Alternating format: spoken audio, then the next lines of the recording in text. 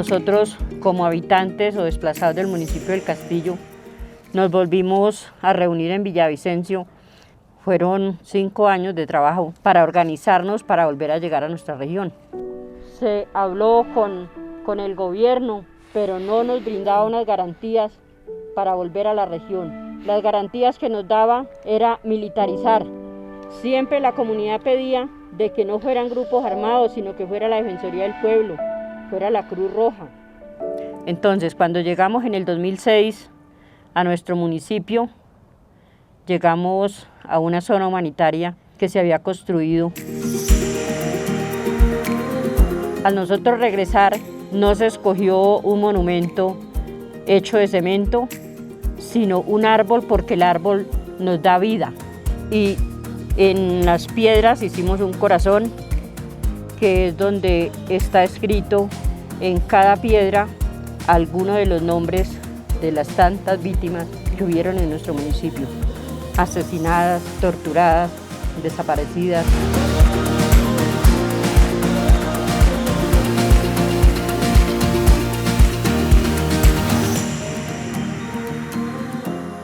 Este ejercicio de memoria desde la Comisión Intereclesial de Justicia y Paz es muy importante, pues primero porque se preserva la memoria de todo el conflicto y la historia de las víctimas en nuestro país.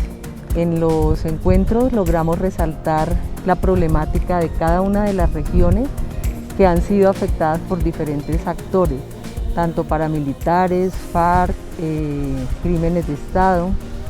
Y este espacio, por supuesto, permite que las víctimas puedan solicitar y pedir a través de las conclusiones que se van sacando en el encuentro al gobierno nacional y a las instituciones que por favor velen por una pronta activación del proceso de paz a partir de la reparación y ojalá logremos la no repetición.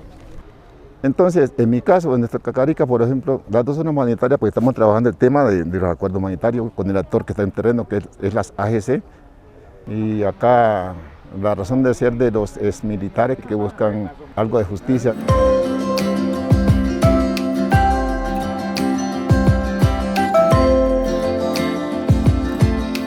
...1.650 exmiembros de la fuerza pública, ninguno ha realizado el TOAR, que es el trabajo de reparación, a diferencia de, digamos que los excombatientes de FARC.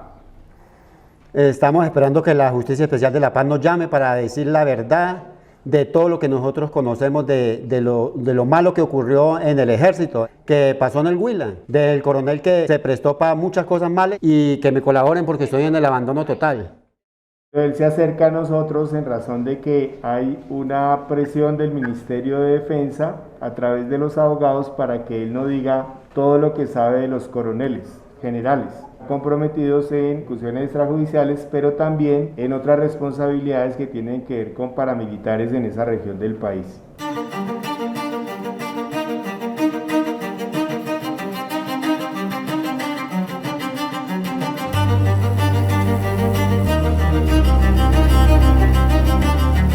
Hace más de 30 años empezamos un camino en defensa de la vida y los derechos, construyendo espacios de diálogo e integración. A pesar de la violencia sistemática y la continuación del conflicto, estamos en los territorios, persistiendo por la paz, al lado de las comunidades, acompañando procesos sociales urbanos y rurales. Con el tiempo hemos creado zonas humanitarias y de biodiversidad, reservas campesinas, festivales, encuentros, bosques de las memorias y la Universidad de Paz. Afirmando una democracia con justicia social, ambiental y de género. Y ante la impunidad, una justicia transicional transversal en el derecho restaurador transformante.